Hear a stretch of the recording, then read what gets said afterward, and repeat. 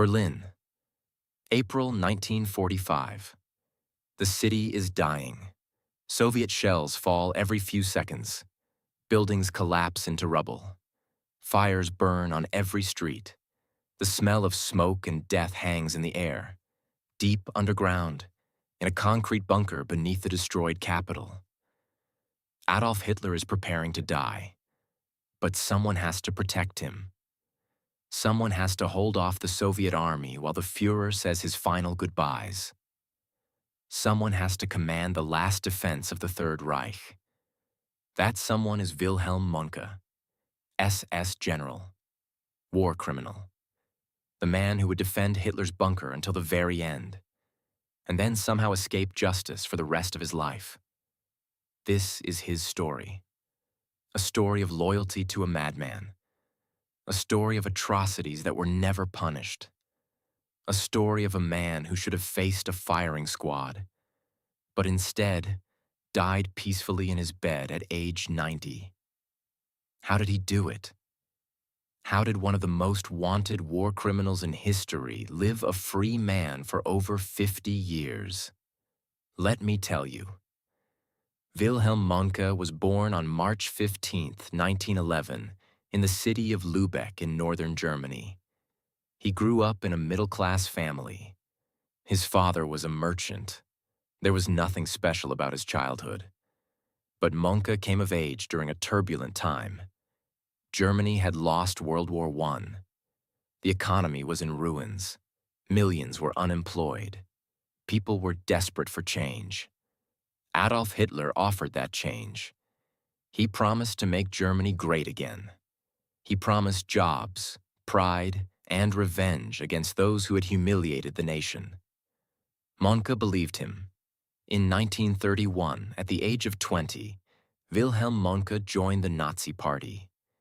2 years later, he joined the SS. He was one of the early believers, a true fanatic who would follow Hitler anywhere. He joined the Leibstandarte SS Adolf Hitler, the most elite unit in the entire SS. This was Hitler's personal bodyguard unit. Only the most loyal, most dedicated, most fanatical Nazis were accepted. Mohnke fit right in. He was tall, blond, and athletic. He looked exactly like the Nazi ideal of an Aryan warrior. More importantly, he was utterly devoted to Hitler and the Nazi cause. When World War II began in September 1939, Mohnke was ready to prove his loyalty. He would prove it in ways that haunt history to this day. The Leibstandarte fought in Poland, then France, then Greece and Yugoslavia. Everywhere they went, they won victories. And everywhere they went, they left atrocities behind. But the incident that would define Mohnke's legacy happened in May 1940, during the invasion of France.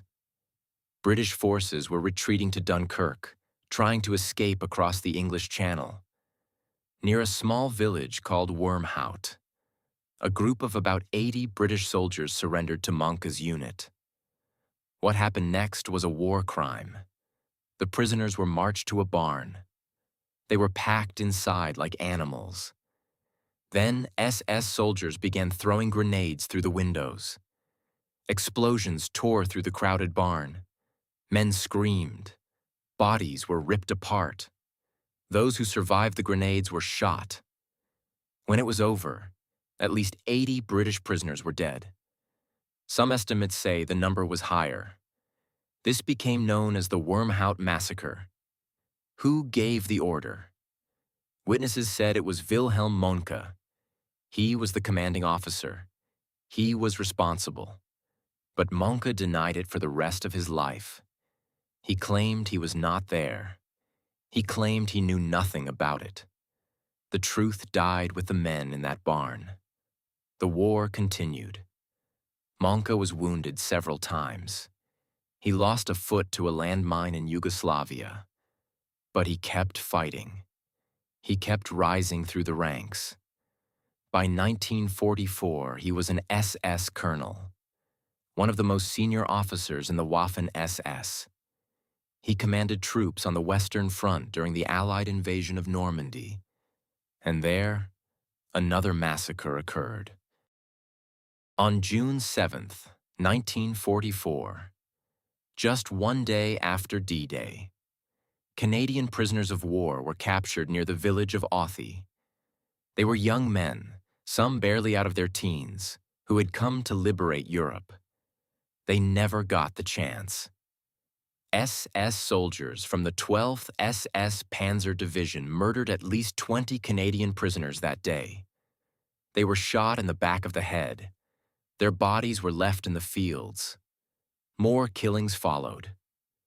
Over the next few days, over 150 Canadian prisoners were murdered by the SS.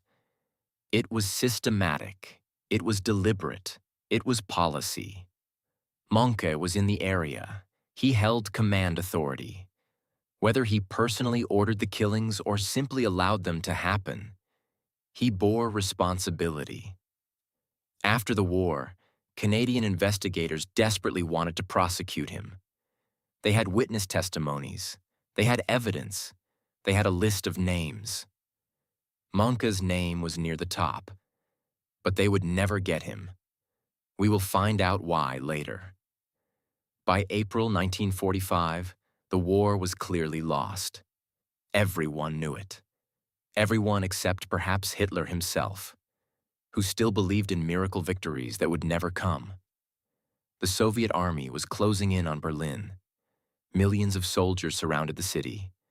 The end was days away. On April 23, 1945, Hitler gave Wilhelm Mohnke his final command. Defend the government district of Berlin. Defend the Reich Chancellery. Defend the Führer bunker. Mohnke had about 2,000 men under his command. Waffen-SS soldiers, Hitler Youth, old men from the Volkssturm militia, boys and grandfathers, fighting against the largest army in the world. It was hopeless. Everyone knew it was hopeless. But Mohnke obeyed. He organized his forces into battle groups. He positioned men in ruined buildings. He set up machine gun nests and anti-tank positions. He prepared to fight to the death. Above ground, Berlin was being destroyed block by block. Soviet artillery pounded the city without mercy. Soviet infantry advanced through the rubble, fighting for every street, every building, every room. Below ground, in the bunker, Hitler was falling apart. He raged at his generals. He accused everyone of betrayal. He moved imaginary armies on maps while real armies died above. He was a broken man, living in a fantasy world while his empire crumbled. Mohnke visited the bunker regularly to report on the situation. He saw Hitler in those final days. He saw the shaking hands, the pale skin, the dead eyes. But he kept fighting. He kept sending men to die for a lost cause. On April 28, 1945, Hitler married Eva Braun in the bunker. It was a bizarre ceremony, a wedding in a tomb. Champagne was served while shells exploded above. Mohnke attended the small reception afterward. He stood in that cramped underground room, surrounded by the last remnants of Nazi leadership, celebrating a marriage that would last less than 2 days. Hitler pulled Mohnke aside. The Führer wanted a situation report. How long could they hold out? Mohnke told him the truth. The Soviets were less than a mile away. They would reach the bunker within 24 to 48 hours. There was no hope of relief. There was no escape. Hitler listened. Then he made his decision. He would kill himself rather than be captured. On April 30th, 1945, the end came. In the afternoon, Adolf Hitler and Eva Braun retired to their private room. Eva bit down on a cyanide capsule. Hitler put a pistol to his head and pulled the trigger. Their bodies were carried up to the garden and burned with gasoline. The Führer was dead. The Third Reich was finished, but Mohnke was still alive, and he had no intention of dying in that bunker. That night, Mohnke organized a breakout. About 500 people, soldiers, secretaries, nurses, officials, would try to escape through the Soviet lines. They would move through the subway tunnels and ruined buildings, hoping to reach the German forces to the west. It was a desperate gamble. Soviet soldiers were everywhere. The city was a maze of fire and death. Mohnke led one of the groups personally. They moved through the darkness, climbing over rubble, crawling through sewers, listening for Soviet patrols. By morning, they had traveled several miles, but they were exhausted. Soviet forces were closing in. Mohnke realized escape was impossible. On May 2nd, 1945, Wilhelm Mohnke surrendered to the Soviet army. The man who had defended Hitler's bunker to the end was now a prisoner of the Soviets. What happened next is where the story takes a strange turn. You would expect a senior SS general to be put on trial. You would expect the Soviets to hand him over to the British and Canadians who wanted him for war crimes. You would expect justice. None of that happened. Mohnke was taken to Moscow. He was interrogated by Soviet intelligence. He spent the next 10 years in Soviet prison camps, but he was never put on trial. Why not? The Soviets were more interested in information than justice. Mohnke had been in the bunker during Hitler's final days. He knew secrets. He had seen things.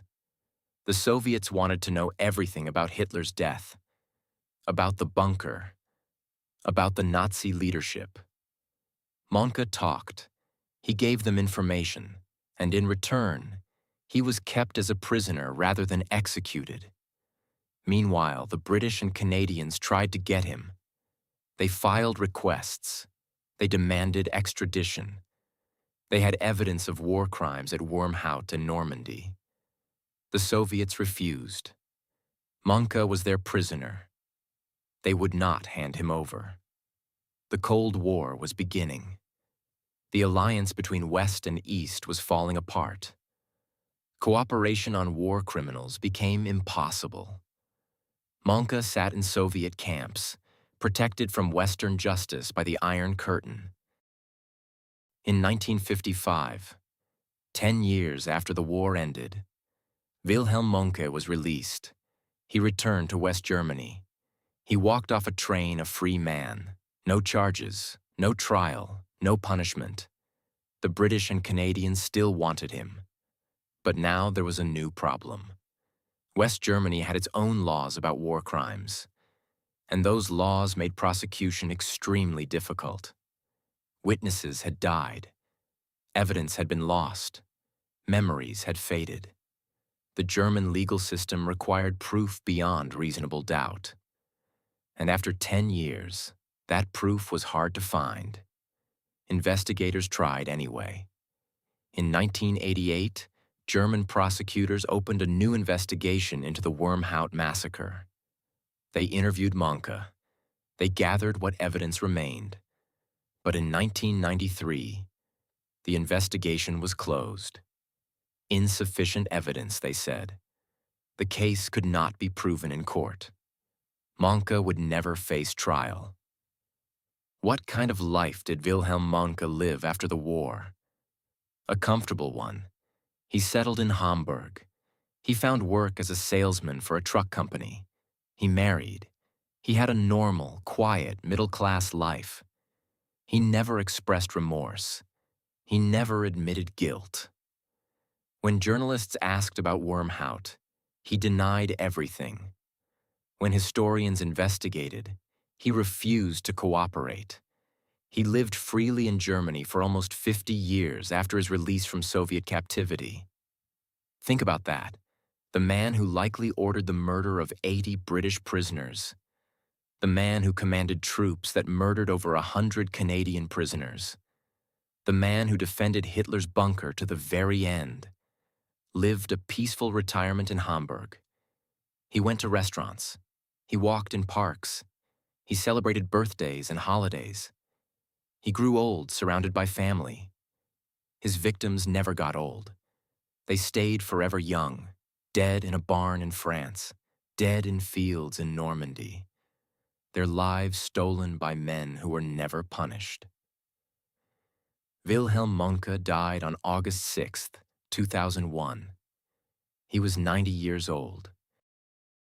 He died in a hospital bed, peacefully, surrounded by family. No trial, no prison, no justice. The Wormhout survivors and their families had waited over 60 years. The Canadian families had waited over 60 years. They never got their day in court. When Mohnke died, one British survivor said, "I always hoped I would see him face justice. Now I know it will never happen. He got away with murder." And he did. How did Wilhelm Mohnke escape justice? It was a perfect storm of circumstances. First, the Soviets captured him instead of the Western Allies. They kept him locked away for 10 years while evidence faded and witnesses died. Second, the Cold War prevented cooperation. The British and Canadians could not get him from the Soviets. By the time he was released, prosecution was much harder. Third, the German legal system made it difficult to try old cases. The standard of proof was high. The passage of time worked in favor of the accused. Fourth, Mohnke was smart. He never admitted anything. He never confessed. He always had an excuse, always had a denial, always had someone else to blame. And fifth, perhaps most importantly, the world moved on. People wanted to forget the war. They wanted to rebuild. They wanted to look forward, not backward. War criminals like Mohnke benefited from this exhaustion. Justice requires energy. Justice requires memory. When people are tired of remembering, the guilty go free. What should we think about Wilhelm Mohnke? He was a true believer. He joined the Nazis early and stayed loyal until the very end. While others ran or surrendered, he kept fighting. He defended Hitler's bunker until there was nothing left to defend. Was that courage, or was it fanaticism? He was almost certainly a war criminal. The evidence at Wormhout and Normandy points to his responsibility. Survivors identified him. Investigators concluded he gave orders, but he was never convicted. Does that make him innocent? Or does it just mean he was lucky? He lived a long life, 90 years, longer than most people. He had decades of peace and comfort, while his victims had nothing. Is that fair? Of course not. But history is not about fairness. History is about what happened. And what happened is this. A man who likely murdered prisoners in 1940, who commanded troops that massacred young Canadians in 1944, who defended Hitler to the final moment, lived peacefully until 2001. He beat the system. He escaped justice. He won. And that might be the most disturbing part of his story. The last defenders of Hitler's bunker scattered after the war. Some were captured. Some were killed. Some escaped and were never found. Wilhelm Mohnke was captured, but never punished. He returned to Germany and lived as if nothing had happened. He never apologized. He never admitted guilt. He never faced his victims or their families. When he died, the last chance for justice died with him. Today, when historians write about the final days of the Third Reich, Wilhelm Mohnke is a footnote. The SS general who held the bunker, the man who organized the final breakout, the survivor. But to the families of the men murdered at Wormhout, to the families of the Canadians killed in Normandy, he's something else entirely. He is the one who got away. He is proof that sometimes Evil wins. He is a reminder that justice is not guaranteed, that war criminals can live long, comfortable lives, that the worst people sometimes escape the consequences of their actions. That is the legacy of Wilhelm Mohnke. Not courage, not loyalty, not military skill. Just a man who did terrible things and never paid the price.